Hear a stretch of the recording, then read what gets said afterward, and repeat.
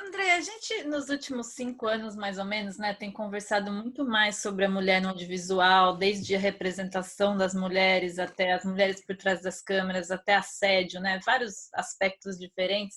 E muitas atrizes que eu entrevisto falam que esse debate fez elas pensarem sobre muita coisa, sobre os papéis, os projetos. Eu queria saber de você, né, porque você, desde a Zelda até a Abby, teve tantas personagens muito boas, mas eu não sei, assim, isso você também pensou, parou para pensar mais sobre algumas coisas, ou você sempre pensou sobre essas questões, ou como é que é, assim, como é que você vê tudo isso? Eu, no meu caso particular, né, cada um tem uma história que viveu e que vive, que vai viver, mas no meu caso, eu sempre fiz muito teatro, comecei fazendo teatro e no teatro tive muitas oportunidades que foram fortes para mim, maravilhosas, com um espaço muito grande sempre, um espaço que eu que também conquistado, né, pela, sei lá, pela minha disposição, pela minha dedicação, não sei, sorte, talento, um conjunto de variáveis aí que são meio inexplicável da vida também. Então, veio a Zelda Scott. Quando a Zelda veio para mim, que era uma garota comunista, olha que maravilhoso, né? Comunista, filha do Paulo José, mais uma vez, outra coisa maravilhosa, e que tinha dois namorados. Ela era jornalista formada na Sorbonne, jornalista, e que chegava no Brasil, procurava emprego, conseguia um trabalho no jornal com um chefe muito louco e que se apaixonava por dois surfistas. E ela tinha um preconceito enorme com surfista, ela achava que todos os surfistas eram idiotas, imbecis e tudo mais, e ela cai de amores e vive um romance real, concreto, sai do quarto de um, vai para o quarto do outro e beija um, beija outro, transa com outro. E naquela época isso não foi um assunto, isso não foi um problema, isso não foi uma questão. Nunca me perguntaram naquela época se era um problema. Me perguntavam assim, como é namorar dois caras lindos que nem esses? Era essa a pergunta de sempre. Eu falava, é ótimo e tal. Depois, um tempo depois, eu fui fazer uma novela do Silvio de Abreu, onde eu me casava com 3 homens no altar, ao mesmo tempo.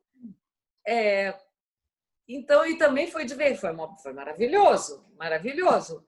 Então, eu estive nesses lugares assim da ficção, num lugar muito interessante, muito confortável e inusitado, porque fui mulher de 2, depois fui mulher de 3, que aceitavam placidamente.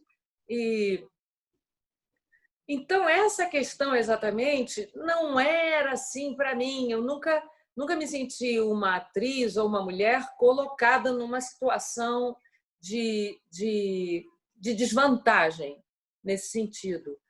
Mas, claro que quando essa questão toda, como a questão dos negros no cinema, toda a cultura preta, africana, brasileira, tal, isso para mim agora eu não sei, eu vivo catando esse assunto, é a coisa mais importante que eu considero que está acontecendo. Mulheres dirigindo, tem que ser meio a meio nos festivais, tem que ser a premiação meio a meio, tantos filmes de homens, tantos filmes de mulheres, de brancos, de pretos, ou pardos ou indígenas.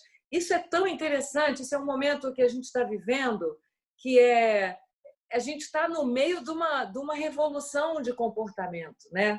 E eu vejo isso com olhos assim de muita felicidade, uma alegria imensa, porque vai mudar, está mudando, não para mais, não vai parar mais. Então, as mulheres agora são super-heroínas, tem o Pantera Negra, e muito mais vai chegar, muito mais vai acontecer. Então, por mais que eu não tenha sofrido isso pessoalmente, eu não tenha tido um problema exatamente assim com o meu espaço, eu reconheço que, nossa, uma loucura a diferença, né? A diferença em todos os lugares, em qualquer posto de trabalho. E é um barato, eu comemoro agora o que a gente está vivendo. É fantástico, que bom que essa hora chegou, que bom que eu estou vendo, que bom que eu estou no meio disso, assistindo, torcendo para cada vez mais e mais e mais. Dentro da catástrofe que a gente está vivendo, sanitária, e da extrema-direita, e essa coisa toda inacreditável que a gente lê nos jornais aqui no Brasil, no meio disso tudo, isso estar acontecendo, essa mudança de comportamento, isso é salvador, realmente é salvador. E isso é maravilhoso. É a parte boa. O Teatro Poeira fez 15 anos, né, esse ano, e para mim é muito marcante aquele momento que a Petrobras acabou todos os patrocínios e vocês falaram, né, a gente vai continuar, o teatro não vai fechar. Eu lembro que vocês fizeram alguns comunicados tentando esclarecer essa questão do patrocínio, que é uma questão que no Brasil as pessoas, né, enfim, você sabe o que causa, né, nas pessoas. Para mim foi muito marcante aquelas entrevistas ali em que vocês foram muito, né, não vai fechar, vamos resistir e tal. E aí de lá para cá as coisas já estavam ruins, né? Com a pandemia tem uma agravante pior ainda, assim. E aí eu não sei, assim, o que você está vendo, que caminhos ou assim, o que, assim, o que você não te forçando a me dar esperanças, não precisa, pode ser sincero. Vou te dar muita esperança. Mas vamos combinar que não há nada tão ruim que não possa piorar, mas não tem problema, não. Não tem problema, não. O Amir Haddad tem uma frase que eu adoro, que ele diz assim, toda vez, ele diz assim, eu tenho 80 e tantos anos, faço teatro há 70. Todo ano alguém chega para mim e diz, o teatro morreu, Amir, o teatro vai acabar, não vai resistir. Aí ele grita assim, o teatro morreu, viva o teatro para ele. É sempre um renascimento. Sempre que alguém decreta, vai morrer, vai acabar, vai abafar, ele fala, não adianta porque nasce de novo. É nosso, é do nosso DNA, né? Da humanidade, a história, a identificação pela história, ouvir, o contato, ver o outro se mexer, respirar, os fluidos que agora são tão perigosos, né? Mas isso no teatro, o suor, você vê a pessoa, a plateia que respira, que vai junto com você. Isso não foi o teatro que inventou, que beleza, que nobreza, o teatro, vejam como é nobre. Isso o homem pede, né? O ser humano, a mulher, o homem. Nós queremos, nós pedimos, uma história. Eu quero conhecer a sua história, eu preciso saber quem você é, eu quero ver se a gente parece ou não, culturas diferentes, cores diferentes. A gente se comunica através da história do outro e da sua contando, né? Então, a questão o teatro, claro, o Poeira, ele custa muito caro para a gente, em termos financeiros, né? Somos duas mantendo aquilo lá. O teatro é um teatro pequeno, o Poeira tem 180 lugares, a gente aqui pratica meia entrada, né? Todo mundo tem direito a meia entrada, a festa da meia entrada, né? Porque isso é uma coisa que deveria ser revista de verdade. O Poeirinha tem 50 lugares, né? Que é o teatro ao lado, então é a realidade mais dura ainda. Então a gente está mantendo os dois teatros desde março, sozinhas. Então a gente espera que a situação melhore. No momento, para a gente, a reabertura ela vai ser bem-vinda porque vai trazer vida, vai trazer oxigênio para o teatro, interesse, as pessoas vão começar a voltar devagar dentro da segurança. A gente nem sabe quando é que vai reabrir, a gente não consegue estabelecer essa data, porque a curva desce, a curva levanta, morre mais gente fica doente, e tem toda essa questão da vacina que, como diz o presidente, não precisa ter pressa, né? Para que essa pressa toda?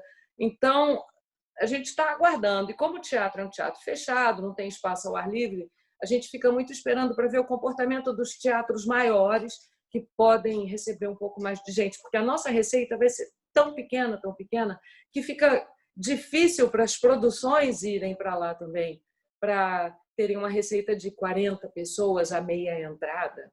É uma coisa complicada. A gente precisaria ter um subsídio para receber as peças. Então, a gente está no Instagram botando coisas, planejando oficinas para o ano que vem. Para isso, a gente tem um patrocínio do Itaú Cultural para poder fazer essas oficinas com Felipe Hirsch, com Márcio Meirelles, nossa, Gilberto Gavronski, Cristiane Jataí, que vai fazer virtual. Então, a gente tem uma programação, mas que a gente está tomando muito cuidado para dar o passo certo, não ter que voltar para trás, fechar, dizer não, deu errado. Mas o Poeira realmente não vai fechar, porque, como também, por outro lado, como ele é um teatro pequeno, dá para a gente fazer a faxina, dá para a gente fazer a bilheteria. Na Europa, lá em França, tal, alguns teatros que eu conheci, você chega no teatro, aí a pessoa que abriu a porta vai para a bilheteria, vende os ingressos, depois que ela vendeu, ela corre no bar, vende um monte de café e água e bala, e daqui a pouco ela some, fecha o bar, vai se maquiar e vai para o palco. A primeira vez que eu vi isso, eu não acreditei. Eu falei, eu não acredito.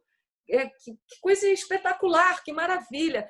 Na minha fantasia, o Poeira sempre seria assim.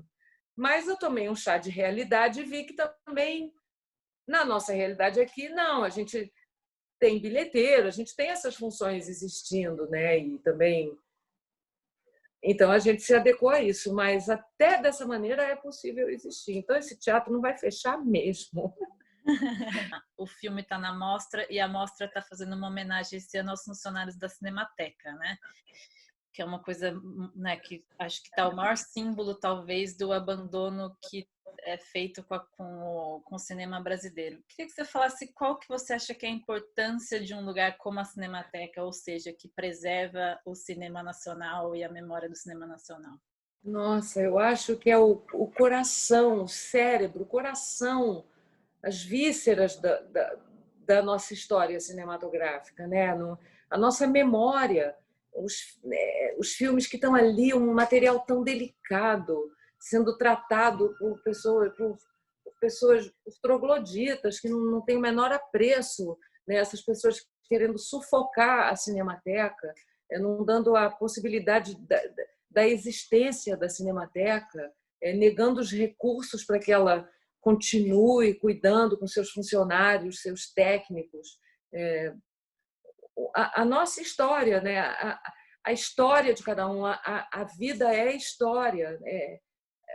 Um país ele é o seu território, a sua geografia, as suas riquezas, mas principalmente a sua história, a sua cultura. Quem é esse país, né?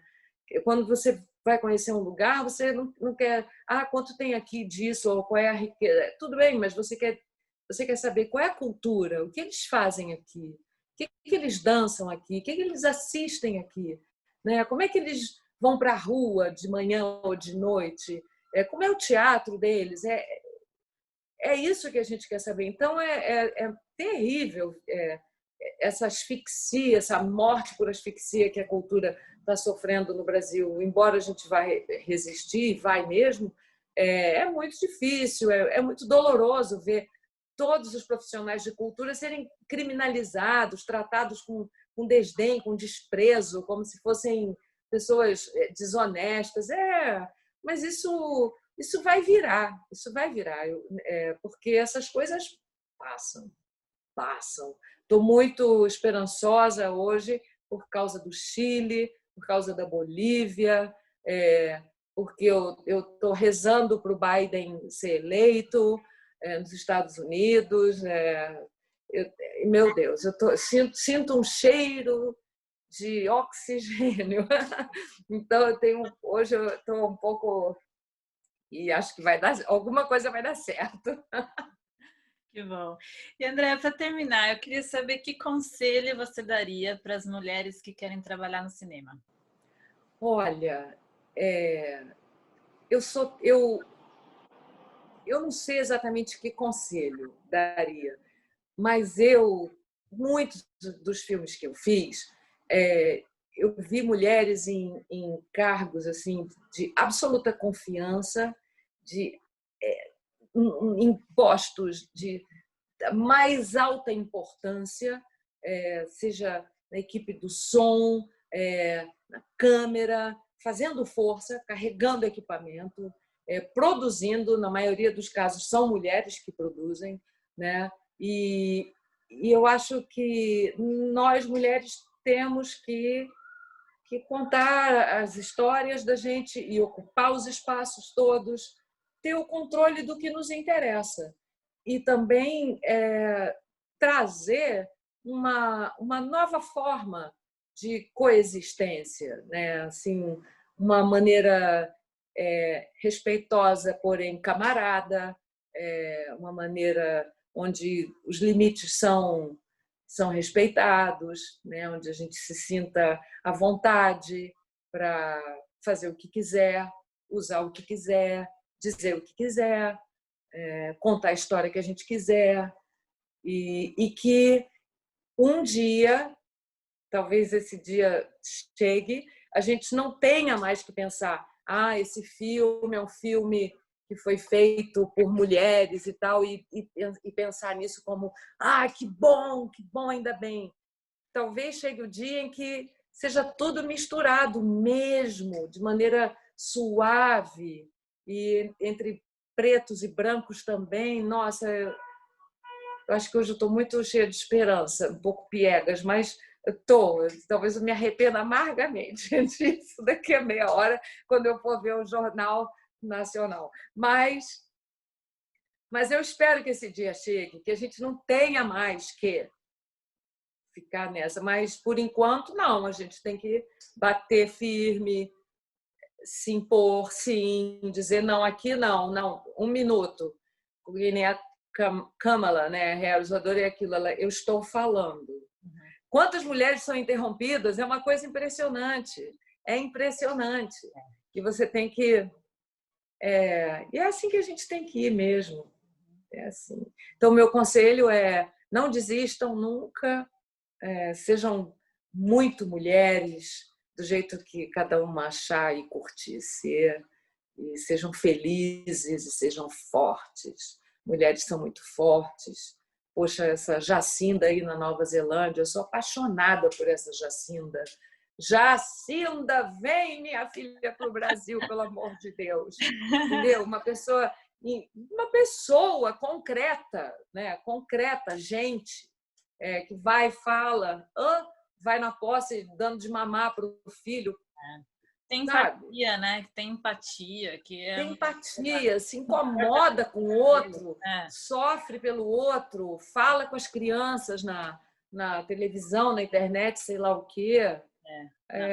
Então, eu acho, por esses exemplos, eu acho que é possível, por mais que para a gente demore mais aqui no Brasil, pode ser, mas a gente é tinhoso, casca grossa, a gente vai... Vai virar isso aí. Vai.